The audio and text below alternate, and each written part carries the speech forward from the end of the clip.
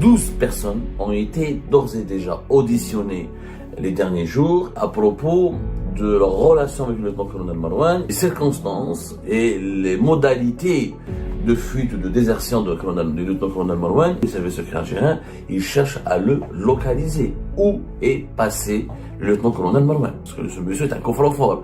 Il a des dossiers, il a des documents, il a assisté à des événements. D'autant plus que nous apprenons par plusieurs autres médias, notamment des médias étrangers, que le lieutenant-colonel Marouane aurait déposé une demande d'asile dans un pays européen. Nous avons obtenu des informations sur l'identité des personnes qui ont été auditionnées, sont ou des diplomates, ou d'anciens responsables de la DGSI. Nasser Djen lui-même, il a été interrogé, auditionné. Il a été même placé sous ISTN, sous interdiction de sortie du territoire national, des agents de sécurité à l'ambassade, des diplomates et l'ancien patron de la DGSI, Nasser Djen. Moi, je m'interroge, où je Nasser Djen à le lieutenant-colonel Marouane.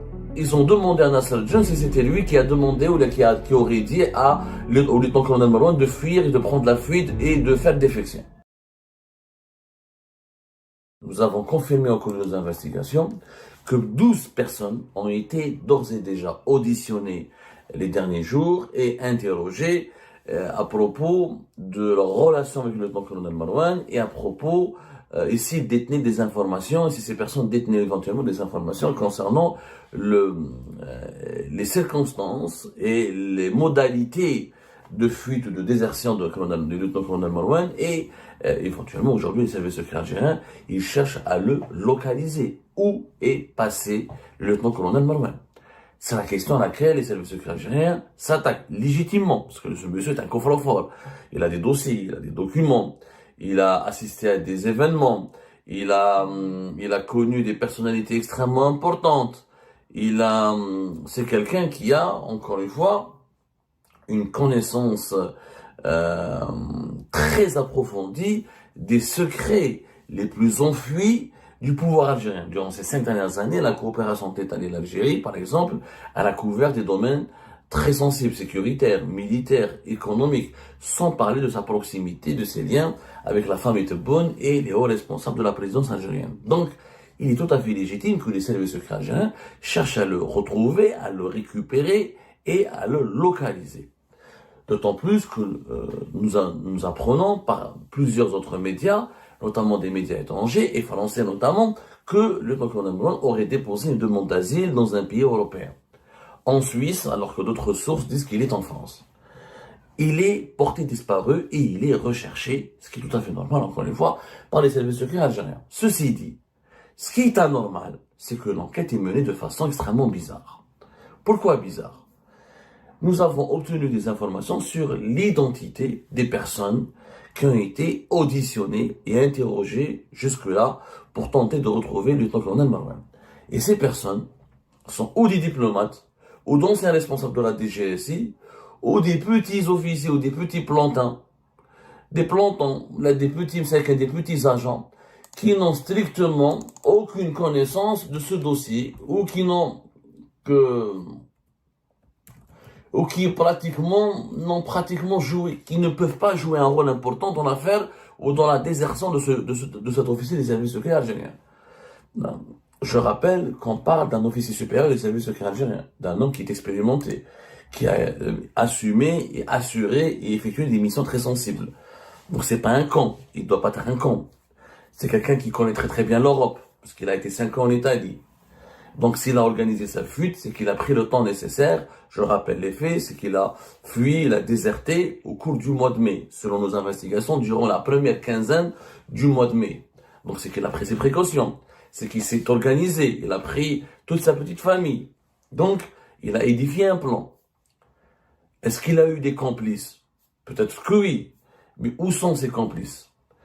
Est-ce que des diplomates ordinaires ou des simples gardiens de l'ambassade d'Algérie à Rome pourraient aider un officier supérieur ou accompagner ou de donner des conseils ou guider un officier supérieur des services secrets à prendre la fuite? Moi, la question m'interpelle. Pourquoi? Dans les 12 personnalités, dans les 12 personnes, 12 individus qui ont été jusque-là auditionnés et interrogés par il y a deux services de sécurité qui sont sur l'enquête du lieutenant-colonel Marouane.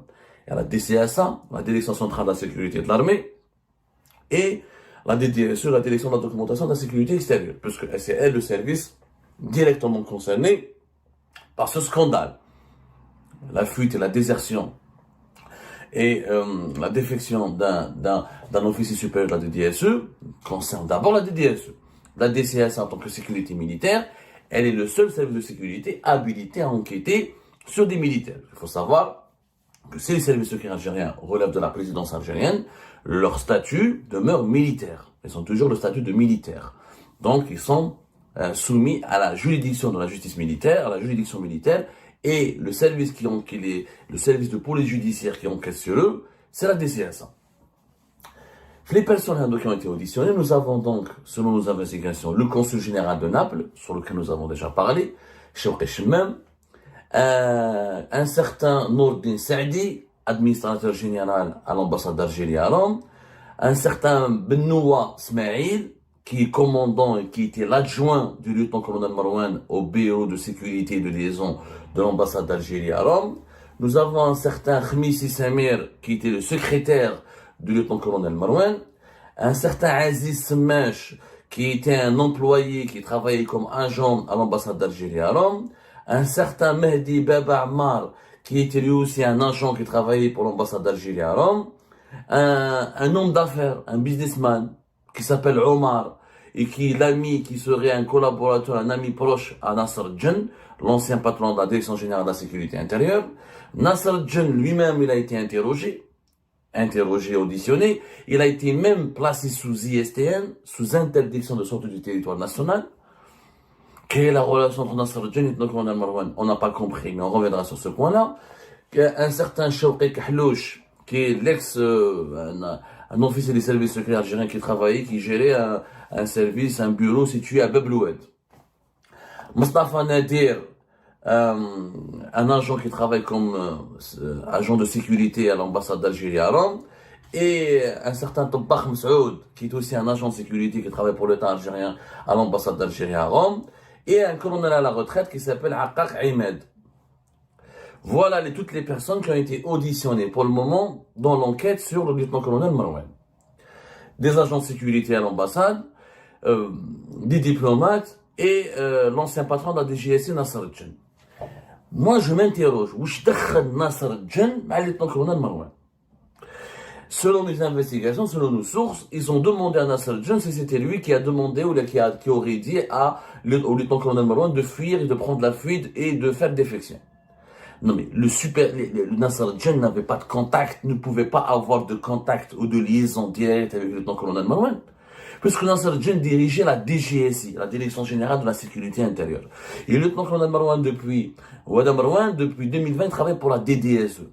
Comment Nasser Djen pouvait donner des instructions, ou entrer en contact, ou comploter avec un officier qui ne relevait pas de son autorité? Et quel est l'intérêt de Nasser Djen de demander à Marouane de prendre la fuite et de ne pas rentrer en Algérie, Mais je fais maintenant. Je ne comprends pas cette enquête. Moi, je n'ai rien compris. J'ai l'impression qu'on veut utiliser cette affaire pour des règlements de compte. Parce que Nasser Djen n'est plus au pouvoir. Parce que Nasser Djen a des problèmes personnels avec certains officiers, avec certains autres responsables qui ne pouvaient pas le rivaliser avec lui, qui ne pouvaient pas l'affronter quand il était au pouvoir. On se venge sur lui, on le place sous ISTN. Et je trouve ça absolument intriguant et vous connaissez nos valeurs, je déteste. C'est parce que c'est immoral, parce que c'est vraiment anormal, l'instrumentalisation politique d'une affaire judiciaire, d'une enquête sécuritaire et d'une enquête politique, d'une enquête judiciaire. C'est pour ça que j'interpelle à travers cette émission Abdelmajid Tebboune et Saïd Chengriha, les deux responsables directs de l'État, les deux dirigeants les plus importants de l'État, pour leur dire, faites attention, encadrez bien, demandez des explications, demandez un peu de discipline et de sérieux pour gérer cette enquête. Il s'agit quand même de retrouver une boîte noire du pays, un coffre-fort qui détient des secrets d'État, et au lieu de mener une enquête de façon sérieuse, on politise cette enquête parce que c'est de la vengeance. Ce qu'on fait à Nasser Djen, c'est de la vengeance. Nasser Djen a dirigé il était à Antar de 2021 à 2024. Et de 2024 à 2025, il a été à la tête de la DGSI. il ne peut pas être responsable du colonel Marwan, il ne peut pas avoir traité avec lui, il ne peut pas être son interlocuteur parce qu'ils sont dans deux services totalement différents. Donc, pourquoi mêler Nasser Djen? Certaines sources disent que non, parce que il aurait été son ami, il se serait connu, ou d'autres sources disent que pourtant non, il n'était pas son ami, il était son ennemi. Chacun, mais peu importe ce que racontent les rumeurs, il faut être logique. Celui qui doit être interrogé, celui qui doit être interrogé par la fuite de lieutenant-colonel Marwan, ce sont d'abord les responsables de la DDSE. C'est pas les responsables de la DGSI. Le responsable direct de lieutenant-colonel Marwan, c'est le général Sadek, c'est Fethi Moussaoui. C'est lui son responsable direct, c'est pas Nasser Djen. Celui qui était l'interlocuteur direct. Vous savez que les BS, comment ils travaillent. Je suis pas en train là de vous expliquer, je sais pas, je vous explique, je fais un peu de pédagogie, je suis désolé, parce que c'est important pour que les gens comprennent la spécificité de cette affaire. Les BS, les bureaux de sécurité, travaillent d'abord avec, comment on appelle ça, avec la direction de coopération. Voilà, il y a une direction de coopération qui est au sein des services secrets algériens de la DDSE. La DDSE, elle a un service de coopération qui gère les nominations, qui gère la coordination entre les différents bureaux de sécurité et de liaison et des bureaux de sécurité des ambassades algériennes et étrangères. Les deux interlocuteurs directs, les deux responsables du colonel Marwan, du lieutenant-colonel Marwan, c'est le patron de la DDSE et le directeur de la coopération au sein de la DDSE. S'il faut interroger des personnes, d'abord, les premières personnes qui doivent être interrogées, ce sont ces deux personnes-là. C'est pas Nasser Djen qui doit être mis sous ISTN. Comment peut-on, logiquement, pourquoi on va soupçonner quelqu'un qui n'a un autre responsable, qui n'est pas responsable, qui n'a aucun lien de hiérarchie, qui n'exerce aucune tutelle, et qui ne devrait pas avoir de contact avec le lieutenant-colonel Marwan. Nasser Djen et Marwan sont dans deux services complètement différents. Par exemple, Omar, qui a été auditionné et interrogé. Nous avons demandé à nos sources qui je connais Omar. C'est un opérateur économique. Juste parce qu'il est l'ami, il serait l'ami de Nasser Djen, on l'a interrogé, ils l'ont placé en garde à vue, ils lui ont demandé des informations. Je ne comprends pas. Puisque ce Marwan était en Italie depuis 5 ans. Quelle est la relation? Comment quelqu'un qui est en Italie depuis 5 ans aurait bénéficié de la complicité de Nasser Djen et de son ami qui sont à Alger depuis 5 ans? Pour fuir en Europe. Marwan n'a pas fui à Tamanrasset, n'a pas fui à Adrar, il a fui en Europe. Des sources disent qu'il est en France ou en Suisse. Est-ce que c'est Nasser Djen qui est à Alger, son ami Omar Hada, qui aurait pu l'aider ou lui organiser un circuit à l'étranger alors que lui-même est à l'étranger depuis 5 ans? Ça n'a pas de sens. J'ai l'impression, encore une fois, et je m'interroge, comme c'est une affaire très sensible, comme il s'agit quand même de la sécurité nationale, comme il s'agit quand même des secrets les plus importants de l'État algérien, comme il s'agit quand même d'un officier qui était extrêmement proche des responsables les plus influents du pays, on n'a pas envie que cette enquête soit bâclée, on n'a pas envie qu'elle soit politisée et utilisée pour se venger. Parce qu'à la République Nasser Djen, il a beaucoup d'adversaires et beaucoup ont attendu depuis longtemps sa chute pour se retourner contre lui parce qu'il gênait beaucoup de personnes.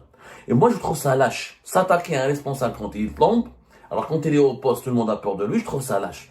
Et de deux, je pense que Nasser Djen, on ne devrait pas le toucher à lui, parce qu'on en a marre de ses règlements de compte, on en a marre de ses officiers, de ses responsables des services algériens, ou des généraux, de ses responsables des services de sécurité, ou des institutions sécuritaires les plus sensibles, qui, quand ils travaillent le plus normalement du monde pendant des années, et juste après leur départ, leur limogeage, leur remplacement, ils risquent la prison, ou le contrôle judiciaire, ou les ISTN, ou le harcèlement judiciaire et sécuritaire. C'est une honte. Ça, c'est un mécanisme de déstabilisation du pays. Des gens qui ont servi le pays, ils ont fait des erreurs, ils ont été sanctionnés. Ils ont été limogés ou remplacés. Ok, mais pourquoi s'acharner contre eux et vouloir absolument leur provoquer des problèmes et remplir encore davantage la prison militaire de Blida, qui est déjà remplie par 228, comme on l'a révélé hier, colonels et généraux? Pourquoi vouloir à tout prix briser la retraite de certains hauts gradés du pays voilà, juste parce qu'ils ont des conflits personnels avec certains responsables du pays. Donc moi, je tire la sonnette d'alarme. Et je demande à Saïd Chengueleha et à M. Abdelmajid Tebboune d'intervenir dans ce dossier pour éviter que cette enquête ne soit détournée de sa vocation et ne soit dévoyée pour être utilisée ensuite pour alimenter des cabales des cabales judiciaires et politiques à des fins personnelles. Nasser Djen, je sais qu'il a beaucoup d'adversaires. Ces adversaires, s'ils avaient le courage de l'affronter quand il était au pouvoir. Maintenant qu'il n'est pas au pouvoir, utiliser une affaire judiciaire et sécuritaire pour se venger contre lui, je trouve ça lâche. Je ferme la parenthèse. Maintenant, moi je suis pas un agent des services secrets. Je suis pas un enquêteur, je suis journaliste. Et il se trouve que dans mon métier de journalisme, on fait des enquêtes. Je suis un journaliste d'investigation. Donc, je n'ai pas la compétence d'un enquêteur de la DCSA, ni d'un juge du tribunal militaire de Blida, mais j'ai quand même la compétence d'un journaliste d'investigation. Il y a une logique. La logique voudrait que, si on veut comprendre la vérité, si on veut savoir où se trouve Marwan, le lieutenant-colonel Marwan, pourquoi il a fui, comment il a fui, et qu'est-ce qu'il a emporté avec lui dans sa fuite, et comment il a déserté, qu'il faut interroger. D'abord, les responsables de la DDSE, pour lesquels il a travaillé, avec lesquels il a collaboré. Ensuite, l'ambassadeur d'Algérie à Rome n'a pas été interrogé, il n'a pas été auditionné. L'ambassadeur, c'est son collaborateur direct. L'actuel ambassadeur d'Algérie à Rome, en Italie, c'est lui qui doit être le premier interrogé, c'est Mohamed Khalifi, qui a remplacé depuis fin avril 2024 le fameux et controversé Abdelkrim Touahria. Et Mohamed Khalifi, l'ambassadeur, pourquoi ne pas l'interroger? Pourquoi ne pas l'auditionner? C'est lui le premier concerné. Au lieu d'interroger des agents de sécurité, ils auront par exemple Nadej Wahed Chouqi Kahlouch. Il a connu Marwan, visiblement selon nos sources, depuis 2015, 2016, 2017. Il était à Bab el-Oued. Comment quelqu'un qui est à Bab el-Oued peut donner des informations sur la fuite de quelqu'un qui est à Rome depuis 5 ans? Ça n'a pas de logique. Mais l'ambassadeur Mohamed Khalifi, il a travaillé avec le lieutenant-colonel Marwan pendant une année. Et c'est lui qui le côtoyait directement, avec lequel il travaillait directement. Puisqu'on dit qu'il est l'ami de Amirouch Hamadash et qu'il a été parrainé par Boualam Boualam, pourquoi ne pas avoir interrogé Boualam Boualam et Amirouch Hamadash? Si quelqu'un a conseillé, si quelqu'un a demandé à Marwan de fuir, ça aurait été qui? Logiquement, ça peut être Amirouch ou le Boualam Boualam, puisqu'il est leur ami, il est leur protégé. S'il a eu un problème avec la justice militaire, s'il est recherché par la justice militaire, il risquait, comme l'affirment nos sources, d'être inculpé dans des affaires, de très graves affaires qui pourraient lui valoir d'entre 20 ans, 30 ans, jusqu'à même la perpétuité. Voire même la peine capitale, comme l'apportent d'autres sources où apparemment il pourrait être cité dans une affaire judiciaire encore plus grave, dont on ne connaît pas encore les dessous et les tenants, les aboutissants. Qui pourrait l'informer? Qui pourrait lui dire de partir? Qui pourrait lui dire de fuir? Ça peut être qu'un haut responsable. Mais chez un agent qui était à Bab el-Oued, un agent de sécurité, un petit consul. Enfin, un consul va aider un officier des services à fuir. Ça n'a pas de logique, dit. Et même le Burundi, au Rwanda, ou dans les pays les plus arriérés, ça n'existe pas. C'est au contraire. C'est l'officier, c'est l'espion qui aide le diplomate à fuir. C'est pas le diplomate qui va aider. C'est un espion, ce gars. Il est formé. Il a été à la tête du bureau des affaires réservées. Donc c'est quelqu'un qui a beaucoup d'expérience dans l'espionnage, dans le contre-espionnage. C'est un gars, c'est un enfant de la boîte, comme on dit. C'est un agent des services secrets. C'est pas un agent de sécurité de l'ambassade, ou quelqu'un qui a travaillé à Bab el-Oued, ou la Nasser Djen qui était à Antar, ou qui était à Der Ibrahim, ou qui était à Douira, qui va lui montrer comment il peut fuir depuis Rome vers la Suisse ou vers la France. Par contre, ses parrains, ses protecteurs, Amirouch, Boualam Boualam, les fils de M. Tebboune. Pourquoi ne pas interroger les enfants de M. Tebboune? Ils l'ont connu, ils ont passé des vacances, il était avec eux quand ils ont passé des vacances. Il pourrait fournir des éléments importants à l'enquête. Il pourrait nous décrire son portrait, il pourrait permettre aux enquêteurs d'identifier des traits caractéristiques de sa personnalité qui pourraient leur donner des pistes. Mais aller s'acharner sur des consuls, sur les collaborateurs de Marwan, et sur Nasser Djen, et sur des petits agents qu'il a côtoyés en 2015 ou en 2014, moi je trouve ça intriguant. Je trouve la manière avec laquelle l'enquête elle est menée extrêmement intrigante et étonnante. Et je demande encore une fois à Saïd Chengueleha et Abdelmajid Tebboune de prendre sérieusement ce dossier en main. Parce on est face à une affaire de sécurité nationale. Une affaire de sécurité nationale. Ce monsieur détient, c'est un coffre-fort. C'est un coffre-fort et c'est une bombe à retardement. Donc, si on veut faire une enquête sérieuse, il faut s'attaquer aux personnes sérieuses qui auraient pu lui dire de fuir, de partir, qui auraient pu donner lui des idées. Ça peut être que des gens extrêmement influents. Pas des gens qui ont travaillé dans des services, dans d'autres services qui n'ont rien à voir avec l'enseignement extérieur, ou des petits employés de l'ambassade d'Algérie à Rome, ou des simples consuls, ou je ne sais pas moi, un colonel à la retraite, c'est un colonel à la retraite. Comment il pourrait aider Marouane à fuir à l'étranger? Aucun responsable hiérarchique et aucun grand responsable avec lesquels le lieutenant-colonel Marouane a travaillé n'a été auditionné pour le moment. Donc on protège les hauts responsables et on s'acharne sur celles et ceux qui ont été remplacés, mis à la retraite ou qui ont quitté leur fonction.